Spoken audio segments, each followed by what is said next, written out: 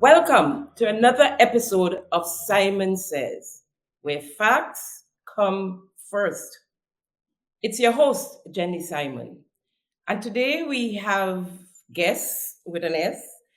A couple would be joining me a little later with to speak about their experience at the General Hospital quite recently over the carnival weekend to tell us about their plight, about their gruesome experience, which resulted in the loss of their baby, their first and only child, their first baby. And so they'll join us later, as I said. But first, I want to congratulate Lyndon Victor and the rest of the team, Kirani James, Anderson Peters, and Haley Hazard. Congratulate those young people for flying our flag really high. We must call out Lyndon Victor for his medaling, his bronze medal in the recently held games, world championship. And so this guy has persevered. And if you listen to his interviews, you'd hear how long it took him to get to that podium, that level. He's been doing it easily in the CARICOM. But to get to the world stage, it takes perseverance, and he did. And so we are happy. We are so happy to celebrate his achievements. And the others, they all carry Grenada flag. Well, you know, our Kirani James, our ambassador, has been doing that for so long. And now that he's going down in age, he's still there, one of the oldest on the field, and he is doing an awesome job. And we want to congratulate those guys. I mean, with all our hearts, and say thank you for flying our flag ever so high when it comes to athletics. We also want to congratulate, the young ones who were successful in the CXC exams and the CAPE exams. We want to congratulate them. And even the ones who were not so happy with their passes or didn't make it, better luck next time. But for you, the ones who made it, we want to say best wishes in your endeavors. Best wishes in your endeavors. In other news, I want to congratulate the government of Grenada on their tuition program, their free tuition program. And I want you to listen to what I've just said, their free tuition program, with the addition especially of TAMCC and NULO, because we know that last year they did the secondary schools. And so primary and secondary. And so this year they've added TAMCC and NULO, and those fees are a lot more expensive there. The parents and guardians who have that deduction, whatever it might be, although they still have added fees, extra fees, and a little is a feast. A little is a feast, really. So whatever is deducted is something that you don't have to pay. You don't have to come up with to pay. And just say thank you and be happy. Be happy. Because even if it's $1, it's $1 you don't have to come up with. So again, I want to congratulate the government of Grenada on the free tuition program for all schools, all levels in our education system. Congratulations, and thank you for the aid you give to parents and guardians. You know, a lot of kids were not able to go to tertiary level because they couldn't afford the fees. And so with that deduction, it's going to be enable quite a few families to see their kids doing college and going into the tertiary level. Thank you. We'll take a quick break and come right back. When we come back, the couple would join us. pure natural mineral water begins as rainfall, which percolates through the untouched rainforest and rocks of the Roll River Mountain. This natural filtration system protects the water from pollution, giving us a unique collection of minerals from the natural underground artesian aquifer. The water then flows naturally to the surface under pressure without pumping.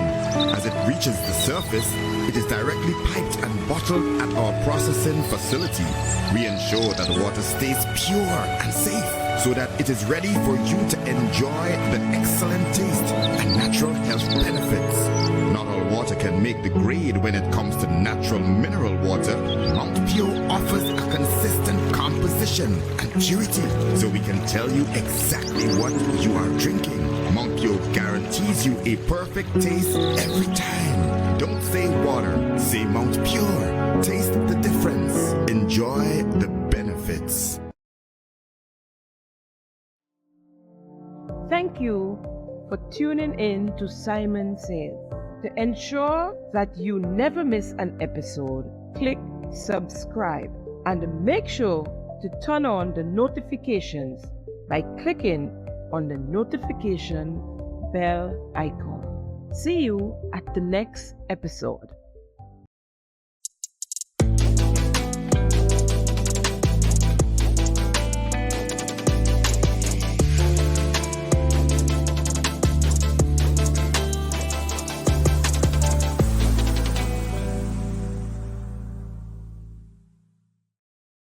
Welcome back to Simon Says. And as I said earlier on, today we have a couple, a young couple, Dawn and Shanna. They're going to join me right now. Hey guys, welcome. Welcome to Simon Says. Dawn, I'm so happy to see you there, being supportive as usual. You from just conversing with you guys. You were excellent. You were an excellent supporter to your partner, especially in this time she needs you. And I must commend you on that and use you as an example so that young men can do the same. You know, we find that sometimes, especially when you're young and you're pregnant as a female, you kind of do it alone for the most part. And I really, really commend you and being there by her side up until now, even after the devastation that you guys went through. Shanna, how are you today? Trying to get it together still.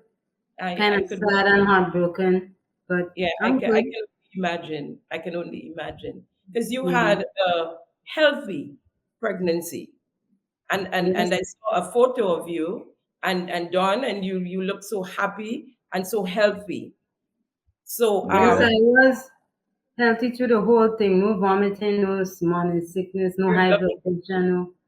You're a lucky girl, because I didn't have it so easy. I vomited for 9 months. So you were very lucky. Look at you there. You're looking all healthy and strong and happy, you know? So I want you to take us through your experience, starting at when you were at home and you had your show when your mucus came down. A bloody show. Take us from there. Okay, well, it was the Saturday. I was home and I went to use the washroom, and when I wiped, I saw like blood. So I knew that it was the mucus plug because I'm quite educated about it.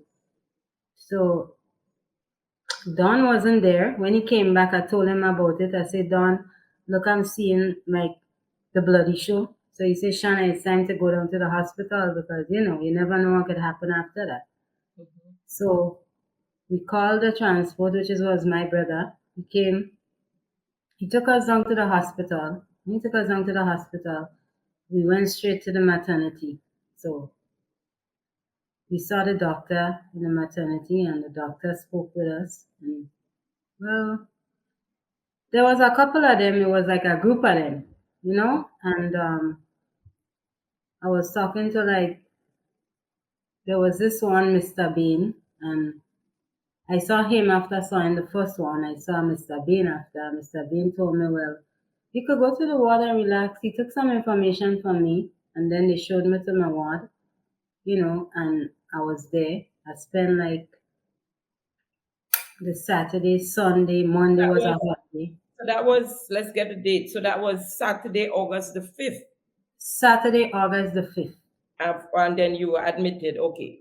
I was admitted, yes. Yes. So he Okay. took a bit of information from me, you know. He took the Yeah. card, Hmm. yeah, and then they admitted me to the ward.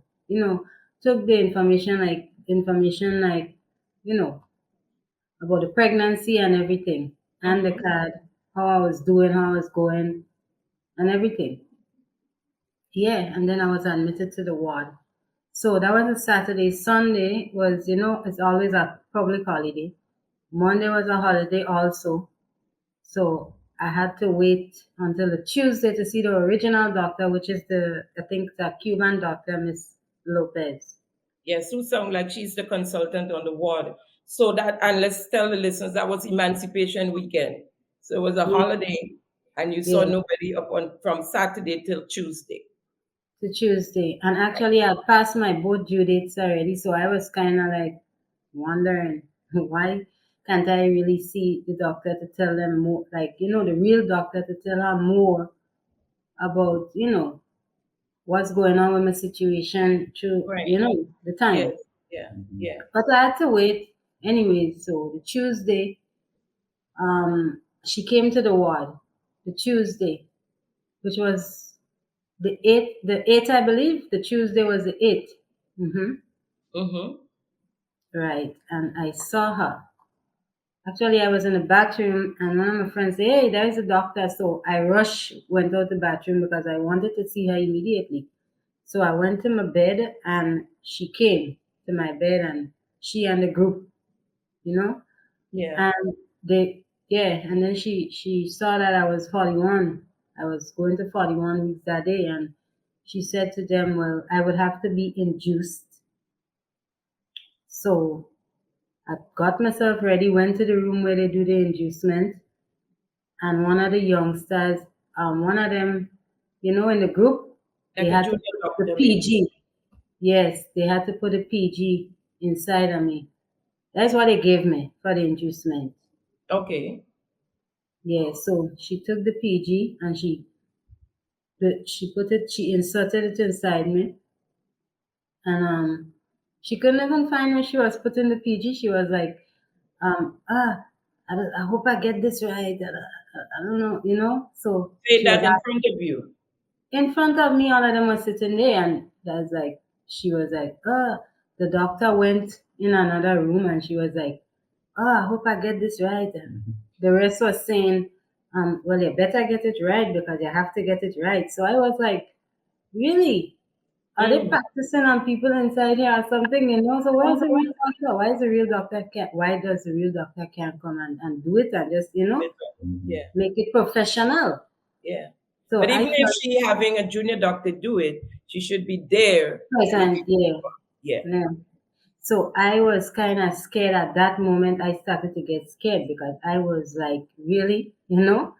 Hmm. But anyways, I accepted it because that is what Yeah. I couldn't do anything else because nobody seemed to be even checking on me, even if I speak. Okay. So, Okay. yeah, so So that was to induce the labor. So the labor yeah. was induced. After that, they told me after this, go back to my bed and relax. So I went back to my bed, and at like about 5 minutes, 3 minutes after, I just started to feel pain, like a little bit of pain, you Right. know, nothing big and major, but it was like coming a bit. And then I felt like something was running down, so I just passed my hand and I felt watery. It was Right. water. So I guess that the water bag ruptured. Right. Yeah, that's what it says. So I rushed, go back to the nurses. So them girls and them by the bed was like, go back by the nurses and them because it seems like if your water bag break.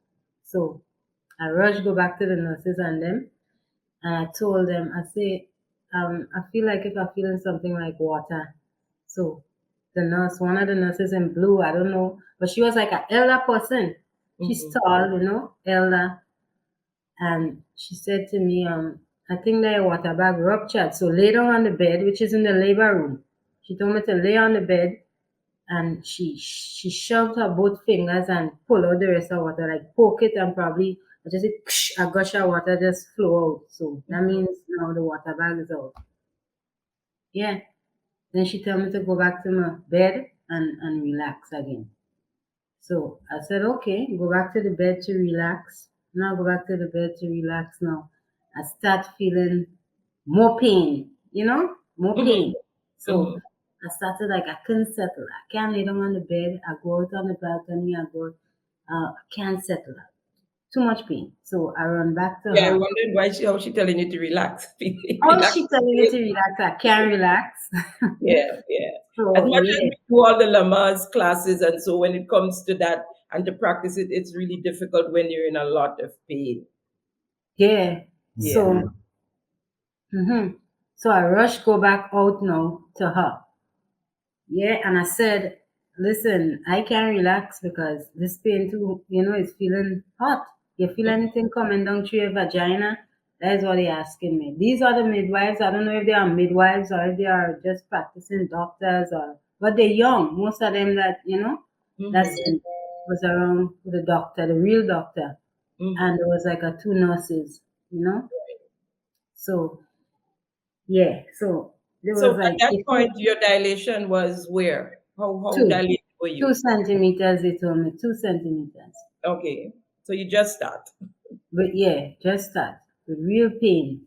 Yeah, so I was there, and um, she said to me,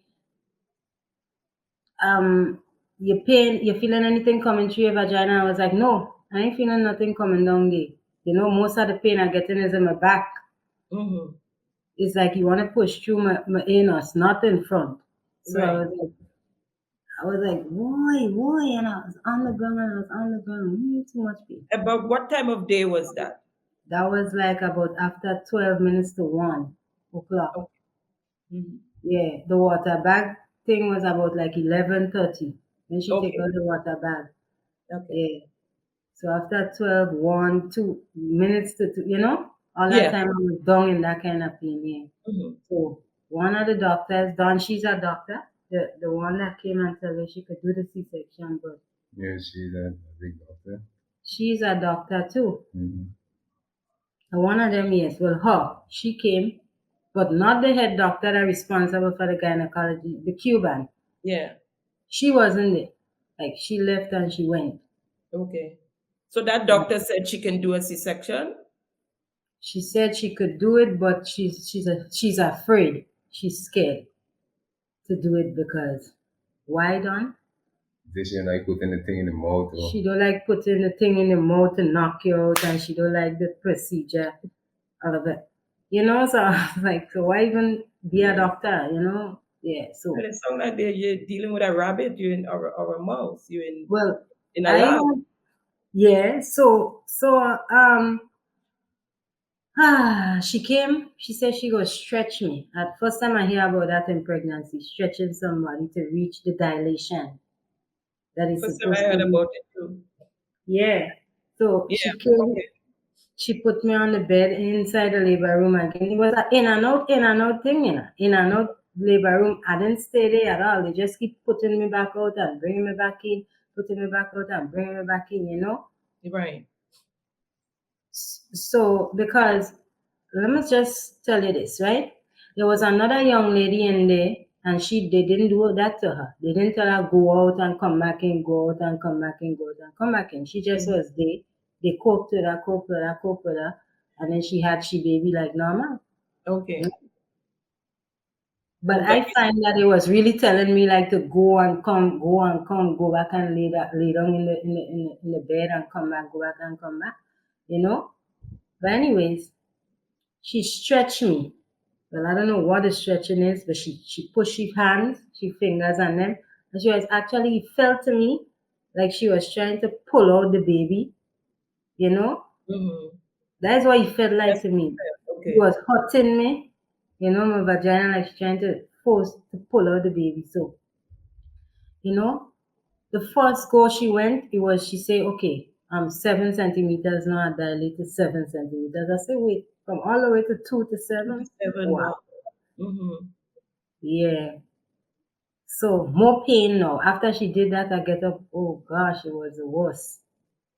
More pain, more pain. So I start bawling. I go out by dawn and I hold on. I can't hold on. I can't sit down. I bawl, I bawl, I bawl, I bawl, I cry, I cry, I cry. Then she came back. You know, the nurses and them inside there, one of the midwives or one of them that was with the doctors, well, all of them they together now, it's a mix up of them. I can't take that noise in my head. And she run outside, you know? Mm-hmm. One I was on the ground, one telling me the same one that bust out the water bag, she say, why are you doing on the ground there? Get up there, get up there. I say, miss, I'm asking this, you don't have no children. She said, why would you ask me that? I said, she said, why would you ask me that? And whole time I was there with you and I taking care of you. I said, no. I ask her that because the way you're treating me is like you don't know what pain is like, you know? She was like, so that's why you go ask me if I had children? And she just thinks so and she moving with this kind of attitude. So I went back by Dawn and I said, Dawn, I don't think I could do this. You know? I Yeah. say I'm weary. I say I'm in so much pain to the point that I feel to just commit suicide right now. No. You know, because nobody is supporting me, nobody is making me, you know, and then the pain again is like, and on top of it, I was telling them, I'm not feeling the child pushing his way out. I'm not feeling no progress. Could you please, y'all just maybe put me to sleep and just cut me and take out the child? Okay. Mm-hmm. And when Dawn asked the doctor about it, the doctor said she can't do that. She's scared to do that. She ain't taking no chance in America. She makes she children and them blah, blah, blah, because she ain't gonna make no children in Grenada. Too much of screaming and bawling and too much of this and that. That's what the doctor saying to Dawn. Mm-hmm. She never made a child in Grenada. She never go through pain. She had epidural Mm-hmm. and this Yeah. and that. Just imagine I in so much pain and devastation there right now. Don't know where to turn and she's saying that. Okay, so after that, So after that, then she say, okay, well, come let me see if I could dilate you again to reach a 10 centimeters now. so they're not letting the progress happen normally. Normal. No, no. They pushing it ahead. So she Yeah. stretched you again. That's what Yeah. it is. Yeah. Okay. And she bring me to 10 this time. She brought me to 10 According centimeters. to her. According to her, that is Yeah. what they said. That's what she Yeah. said. Mm-hmm. Yeah. So 10 centimeters now. That is what she said. When she bring me back in, you know, to stretch me again. Okay. Bring her in the delivery room now. So all this time when he was doing that, I was in labor. I was laboring. Mm-hmm. So they brought me to the delivery room now. When they bring me to the delivery room, So you see the pressure go. yeah, before that, yeah, my pressure started going up. When I was dilated to 10 centimeters now, she said, the head is right there, you know, the head is right there. I think that is the head. Yeah. So And your blood pressure started to rise. my blood pressure started to rise. That's before they bring me into the delivery room. Okay. Yeah. That time another doctor was stretch me leave and gone but she business. So I was there a whole set of time to even after she brought me to 10 centimeters. And that was what I The rest take over. I was about 12 o'clock the night. The rest is nurses. Nurses, yeah. midwife. Midwives and nurses, I guess. Well, you assume they're midwives. I assume they are midwives because But that what she said. She said the midwife then go handle that. that's what she said. The doctor Oh, said she okay. went downstairs and midwives and them is gonna handle that. So I guess Okay. it was midwives and nurses. All right. Mhm. Because there was also two dressed in nurse clothes. Okay. Right, yeah. So my blood pressure started to rise and then they call her back from downstairs and they say, doctor pressure the patient pressure is rising and you know, what are we gonna do? And how's the baby all the time? Has somebody been checking to make sure the The baby? heart rate. All the time they've been checking the heart rate. The heart rate was okay. Even my pressure was going up. The heart rate was okay still. Right. So yeah, so even though all that time if they work fast or do something quick, maybe he would have been saved. Right. But you know what I understand is that when a mother's pressure is start going up, you had to act quick and do something quickly because Yeah. it's detrimental. Mhm. But anyways, when the doctor came, they bring me in the labor room and no, in the delivery room, sorry, from the Mhm. labor room. Now I had to start to push. Even under the high blood pressure, I tried my best. I was pushing hard, hard, hard, hard when the Mhm. contractors was coming. Mhm. So they was trying to push my tummy, they push my tummy, they push my tummy. Even though the baby head was ready, as they say, nothing ain't coming out. The child just wouldn't come out Mhm. all the time. And I just keep telling them, please just bring me and cut me and take out the baby, cut me and take him out, you know? Mhm. Because I just can't seem to be, I can't do it. You know, and y'all trying, they push their hand again and try to pull the baby head, they realize he ain't coming out still, you know, and just have me the have a, you know, and push, hala, hala, hala, pushing, nothing. Well, what will happen now? The baby heart rate start to drop because you can't take more of the pressure from the Mhm. whole day before going down to the morning time now. 1 o'clock, after 1 minutes to 2, you know, they still have me trying. So the The baby had baby been dropped to 70 70. from 140 somebody, 130 somebody, because every time they check, It was dropping. It kept oh dropping. no, every time they check, he was healthy until Oh, my you blood pressure. stabilized like in that area. Yeah, Okay. before. Okay. Yeah, it was the heart rate was good until Yeah. my pressure started going up when they bring me in the delivery room now. And they push my belly and they push my belly and they try to pull him out by his head and pull him. And all this thing, his heart rate just start dropping because I guess he gone in distress now. Mhm. It was too long, you know. But as I keep telling 70 them, is way "Oh, too no, low. cut me and take the 70 child, cut me and take out the child. You know, I is keep way telling too low. them, I don't know if you know that. The baby huh? heart rate supposed to be between 110 to 160, Yeah, and 70 is way too low. From the time it get to 100, my research told me that you're in trouble, and they're supposed to take you to do a C-section. If it lasts 3 minutes at 100, that's when they're supposed to take you to the theater. But continue. yeah. So I was begging them to have mercy on me and on this child because I just could have figured that this thing was not going right. It was going wrong, yeah. Mhm. So at what point did you get to the theater? Like about after minute 45. 2:45, let's say 3 o'clock, because the Mm-hmm. time they take me to bring me up there, you know, and it was moving so slow. Mm-hmm. Even when we reached in the theater room, they had to mix up a lot of things, injection and stuff and this and that, and it was moving, talking, you know. Well, when I reached up there, I was like, come with me now. You know, God take the wheel because I don't know what is going to happen to me next, what I'm going to do. My mouth dried up, my mouth dry, I can't talk. You know, I was just there with the same pain. I had to lay on my left side because that's the only way I feel a little ease from, you know. That's the Mm-hmm. only way I could. I just jam myself one place. I couldn't even move. It's like I was in a shock. Okay. They took my clothes off, everything, and then in less than no time I was out. They put a mask in my face, and yeah, that was it. I didn't know anything after that Oh, until you I was woke up. accepted. Okay. Mm-hmm. Until I woke up and I see one of the pediatrician over me, and Mm-hmm. one of them that was midwives that was with the doctors and them in the labor and delivery time period. And they said when I woke up, the only thing I could remember was my child. And I asked them, I said, "Where's my baby?" And then they tell me, Unfortunately, my baby didn't make it because he swallowed meconium. I'm so sorry.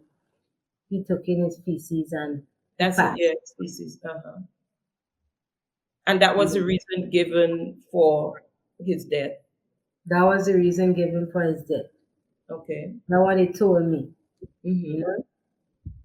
But that wasn't true because when when Arthur Bailey sent in the medical report, Autopsy. the autopsy, well, the medical report Mm-hmm. from Arthur, they sent it to me. It was nothing like that. The Mm-hmm. child lacked oxygen, which is hypoxia, and yeah, and he was the cerebral hemorrhage, which is lack of oxygen to the brain, so it causes bleeding to the brain. He lacked oxygen and stuff like that. So while you know, they Yeah. told me, they told me the child swallowed meconium and he died. He had Unfortunately, bleeding in the brain as well. yes, because of the lack of oxygen. Okay. Oh, so that was, you had a terrible time. I am really, really sorry. And I apologize to you, about for what you went through as an adult and the mother of a child. I have one child. I don't know if that had happened to me, what I would have done. It was my choice to have one child. So what did they say to you? What did they say to you at the hospital? I mean, They what told level me, of support? What? they told me sorry about that. We're sorry, we are so sorry. And just the fact that they lied to me, you know, that was just so heartbreaking. And, because I knew I couldn't make it. I told them to take out the baby because since there's no water bag, the baby they in distress for so long since the day before, you know. And you know what? When I told one of the midwives when they came, I say, y'all should have just listened to me. When she come and tell me she's sorry and this and that, you know. I say, if you only listen to me, that would have never happened. She say, yes, we should have. We should have. I'm so sorry. Speaking to your grandmother, she mentioned that they told you all that you're young and you could make Yeah, another one. we gonna make more. Don't worry, it's not the end of it. We could always have more kids How do and they this know and that? that. But how do they know that? And you guys are not teenagers. You guys are not in your 20s. So how do they know that? Listeners, we're speaking to adults here. Shana is 32 and Dawn is 37, right? These are adults. These are not tinny poppers you're speaking to. And you, Shana, look like you really educated yourself on your pregnancy and what's supposed to happen when and everything, which is excellent. So you were able to say how you feeling and know that you were not feeling what you're supposed to feel at what point, which So is that more than a lot of people would do, you know? And it's really, really, really sad that this has happened. I do hope that there is some investigation taking place because I know that your grandmother said she spoke to the minister. The Mother. baby's grandmother, I'm sorry, said she, yeah, which is Dawn's mom, said she spoke to the minister and she's waiting for some sort of reply from him as to what happened and where they're taking it from there. So is yeah. You see, my thing is that I'm just scared that it happens to somebody else because I may somebody. take it, this way because I am strong inside. I build up a resistance against it to take on the pressure of that situation because I'm lying to tell you, it's not an easy thing to take. It could drive you crazy. I almost thought I was going to get mental. I almost thought I would have just do something to myself. Yeah. But by the grace of God, I asked God to keep me strong, please. Because it's The thing not, is, Shanna, it has happened to quite a few other people. I have spoken in the last week to several other persons in some case, The mother died, so I was unable to speak to the mother. I spoke to members of the family. I spoke to an aunt who had her niece. The niece survived, but she was too young to speak. She did, and she was too distraught still to speak to me. And I spoke to the aunt, and she lost twins. She lost twins. So it has been happening. And that's why I thought I'd bring it. I was happy that you guys decided to come on the program to talk about it, because it's been happening. In recent times, it's been happening a lot. And I spoke to the family of one mother who died and left twins, and I think of 5 or 6 other kids. And this mother is gone, right? Wow. And then I spoke to as I said, the aunt whose niece, she survived, and the twins died. And there were others. There were others. There were another case where a young lady and the baby died. So this has been happening, and we have to bring some kind of awareness. What is going on? I got information that within the last year, we lost 20-something nurses who some migrated, some retired, got to retirement age, and others retired early, couldn't deal with the system. And this is not a new thing, right? But it seems to be increasing. And it seems that we don't have qualified practitioners enough in that area. If these things are happening, and as the auntie told me, they said that the autopsy said that the babies died. Actually, one of the baby died before, and was in the young lady, and they had to do a C-section to remove them. So they removed both babies, and the second one died about 3 hours after in the incubator. And again, it said lack of oxygen. That's what the autopsy said, lack of oxygen in this case as well. So something has to be done, because this is life and death, and we can't have persons practicing on human beings and people losing lives, both mothers That's and it. babies in some cases. We're talking about life here, That is right? what. That So is what. something has to be done, and done quickly, ASAP. in fast time. If we have to, because our nurses are leaving, if we have to import, we might have to import. But we need Exactly. that OBGYN ward and the maternity ward, they need specialists. Both the Yeah. nurses, as midwives, and the doctors, we need specialists. This has to slow down, or even stop. I Yes. remember a time during the 2008 to 13 era of the NDC, there was a time when the mortality rate for infants and so was 0. I did a program on it. It was 0. So it's not that it can't happen, it can happen. And Good. so we have to move quickly. Your grandmother said, speaking to the minister, who was a friend of hers, he's been What I busy. know. Yeah. The Miss grandmother of the Debbie. baby, I'm sorry, your Yeah. mother. I keep Yeah. saying your grandmother. Mm-hmm. He's been busy, always busy. His answers always, he's busy, busy, busy. I've seen it myself from conversations she sent me. I've heard him from recording. And he's busy, busy, busy. But you have to stop and think about life, people's life. He either in a meeting, or he's in cabinet. You all are in cabinet strong. Your children are alive. Look, the doctor told you she had all her children abroad. But there are ordinary people in this country who are suffering losses. Exactly. And Yeah. so that is priority. So stop the meetings and take care of this situation immediately. Exactly. We So need let's it. hope that after this program, we would see some movements taking place, Yeah. right? And Yeah. again, I want to say thank you so much for coming on. It took a lot of courage for you guys to do that. I am so proud of you. I am happy that you have what it takes to do it, because most of the other persons I spoke to were still grieving so badly, and who's too shy to come forward.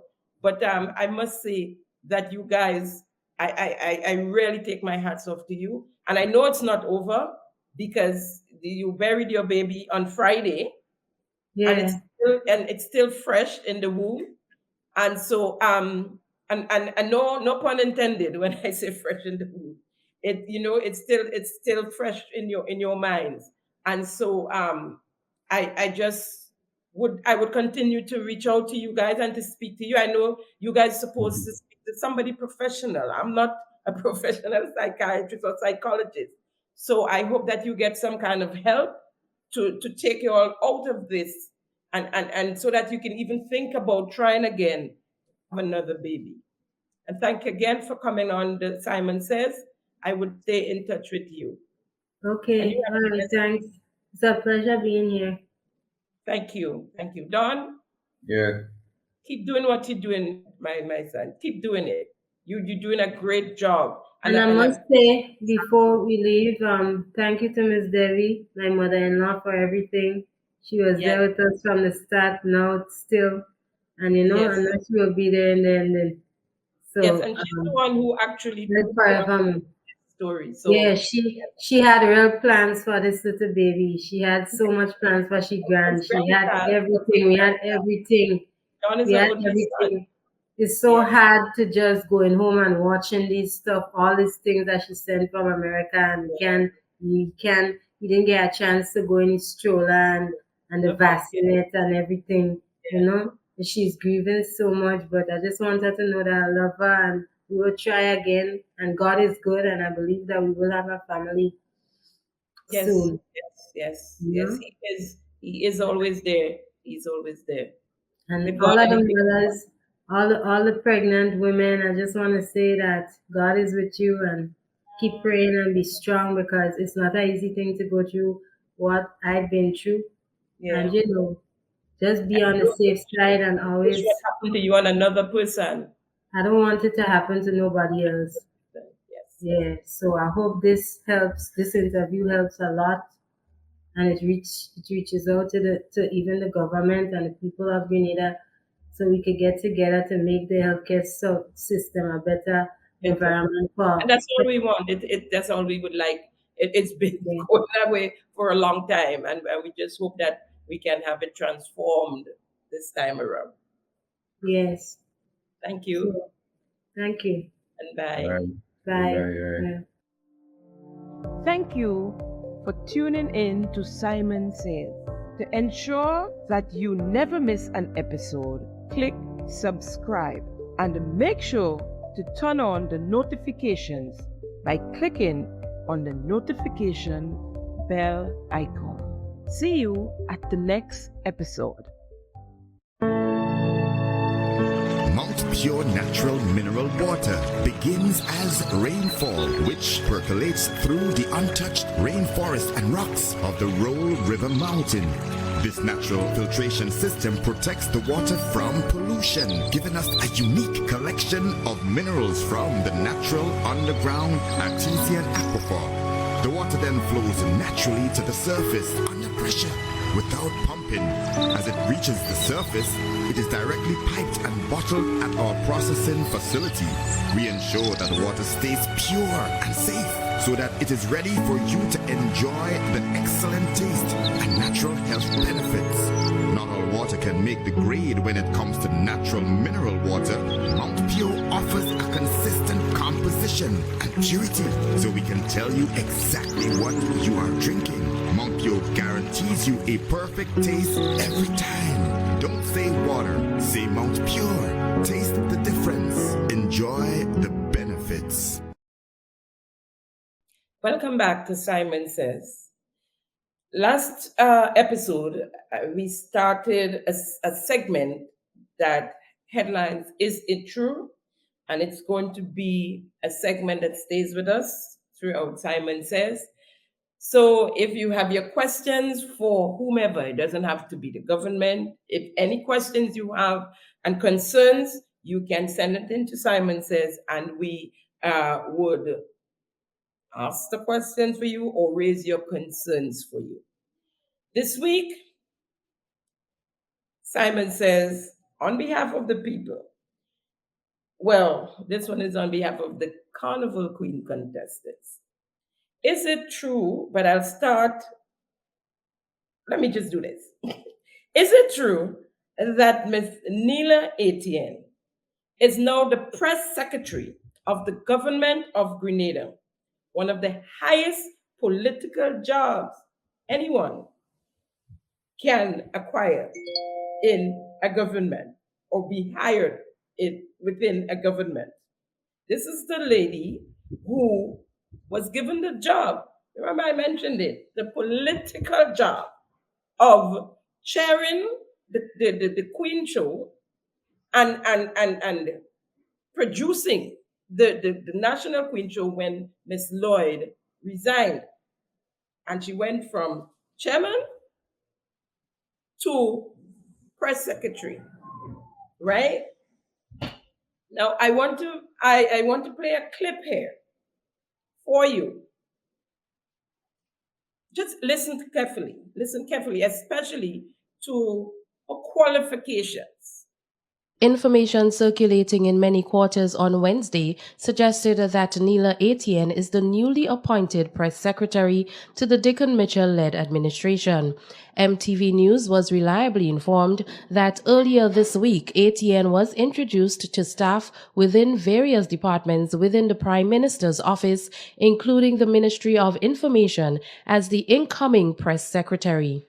Our news team made several attempts to reach Etienne via telephone, but all calls went unanswered. An article published by Now Grenada states that in response to questions sent pertaining to the appointment, Neela Etienne denied that she is now serving as the new press secretary. The article quotes her as saying, "I have not been confirmed as press secretary. I am a teacher on record," unquote.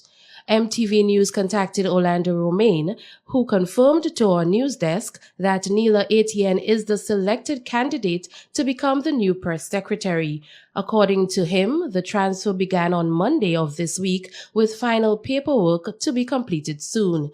We were also promised that a press release will be sent sometime on Wednesday afternoon to announce the appointment. However, up till news time, such release was not received. Etienne is a children's book author, director, and playwright who holds a Bachelor of Arts in Theatre from Cameron University and a Master's in Fine Arts from the University of North Carolina.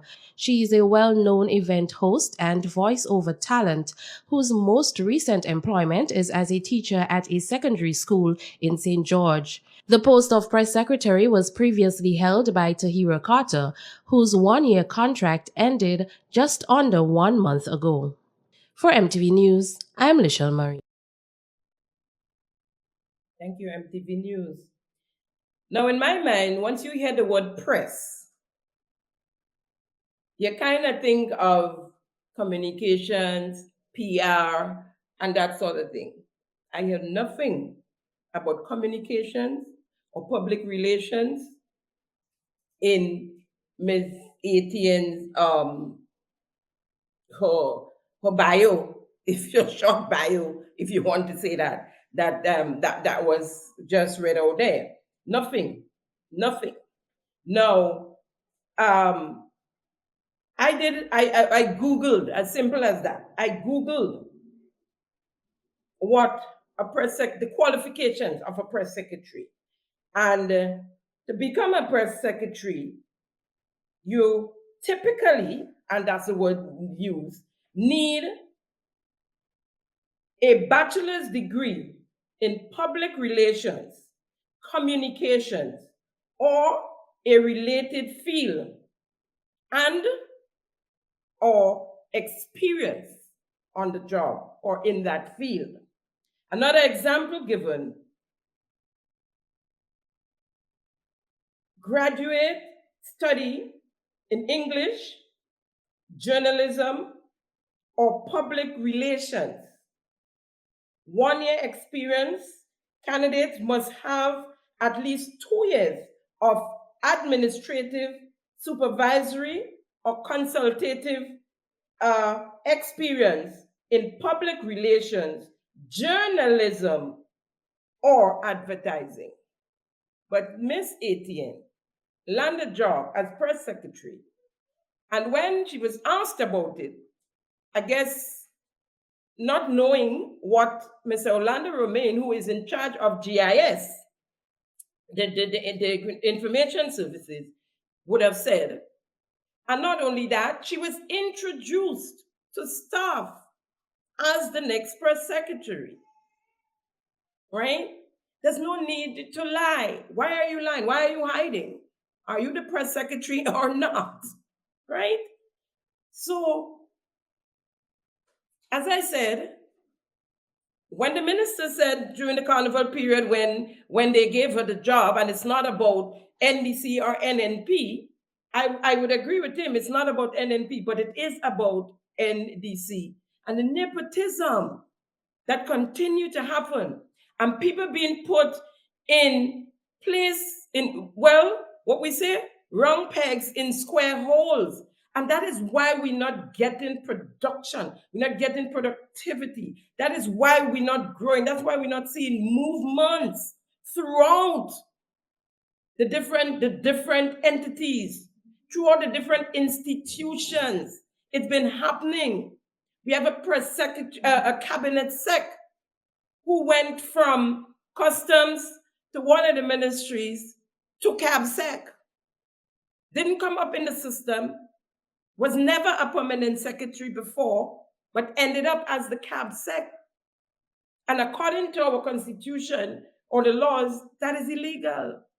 But she is the CABSEC. And now we have a new press secretary that has nothing to do with journalism or communications or public relations.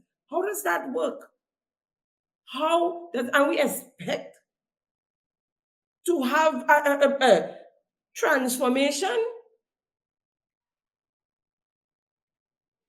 Anyway, to continue on Ms. Neela, the contestants and their team wants to know what happened to the point standings at the Carnival Queen Show 2023. It was never announced for the Queen and her runners-up, first and second runners-up, and they never received it after, nor the score sheets they've been asking for. Where are the score sheets? So they can look at it and see where they went wrong or what the judges had to say about their performances. They would like to have the score sheets. So to whom it may concern, the contestants and their team would like to have their score sheets and their point standings. They also would like to find out if the production team, because they said that's who's the Colombian Emeralds people said they gave them their gifts. They all were supposed to receive a gift, all 7 young ladies. And apparently it was misplaced backstage. And so they're asking if the gifts were found because they were misplaced. Folks, that's a wrap on today's episode of Simon Says. It was great conversing with you. As always, keeping them honest. Thank you for joining Simon Says in this week's episode. See you next week, same time, same place. Bye. Thank you for tuning in to Simon Says. To ensure that you never miss an episode, click subscribe and make sure to turn on the notifications by clicking on the notification bell icon. See you at the next episode.